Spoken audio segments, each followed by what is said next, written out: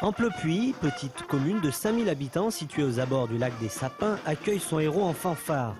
Des retrouvailles pleines de joie, des gestes d'amitié, d'affection pour l'enfant du pays titré à Pékin. Retour en arrière sur ce 11 septembre avec sa finale commentée en direct de Chine par la radio Val de Rhin. Vincent champion olympique. 11-7, 11-4, 11-2. Vincent a littéralement explosé Stéphane Moliens. Un mois après son exploit, la ville vibre encore pour lui. Tous ces matchs étaient retransmis en direct dans la sono de la commune, dans les commerces. Bref, il existe de profonds liens entre Vincent et sa ville depuis son accident qui l'a rendu tétraplégique il y a 21 ans. Amplepuis en liesse est indescriptible. Ça fait la troisième fois qu'ils font la fête pour Vincent et c'est une allégresse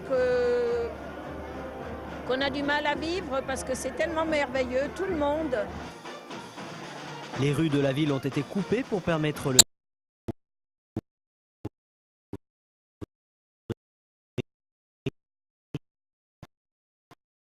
une juste récompense après un travail de plus de 20 ans. À vivre intérieurement, c'est tellement une explosion de joie, de partage, et puis sur un bon esprit, avec tout le monde qui fait un petit sourire, un petit geste. Là, il y avait les mémés qui ne pouvaient pas descendre, qui étaient à l'étage, faisaient des signes. C'est hallucinant, c'est un truc de fou, quoi. Je suis vraiment trop bien là. Sur le parvis de l'hôtel de ville, tous les habitants lui témoignent leur sympathie. Un retour triomphal.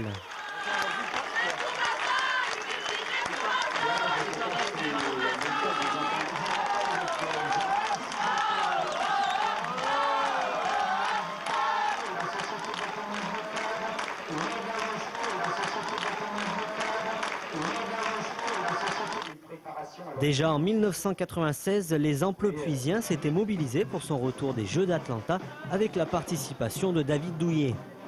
Et Vincent s'est prêté à la fête aussi, au jeu du bras d'honneur. Et on voit bien sur la photo que David fait celui qui a beaucoup de peine alors que Vincent, c'est Vincent qui gagne, quoi. Voilà, on avait une belle image et quand je l'ai montré à Vincent, 12 ans après, il était très ému.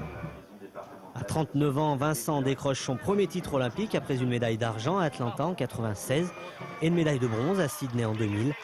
Mais au-delà de l'aspect sportif, ces succès ont permis aux écoles de la ville d'étudier le thème du handicap.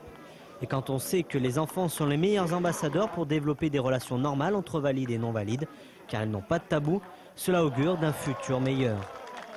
Il y a beaucoup de gamins qui vont oublier le fait que je suis handicapé, même si c'est quand même présent, mais en tout cas qui auront une image qui est positive et qui est importante pour l'ensemble des personnes handicapées parce que ça nous aide aussi à être plus facilement intégrés, à avoir vraiment un accueil et une relation de personne humaine à humaine qui est la première chose qu'on puisse revendiquer pour nous. Le sport a cette richesse permettant de faire tomber les tabous, les peurs. Au final, Amplepuis et Vincent Bourry, une belle histoire et un bel exemple.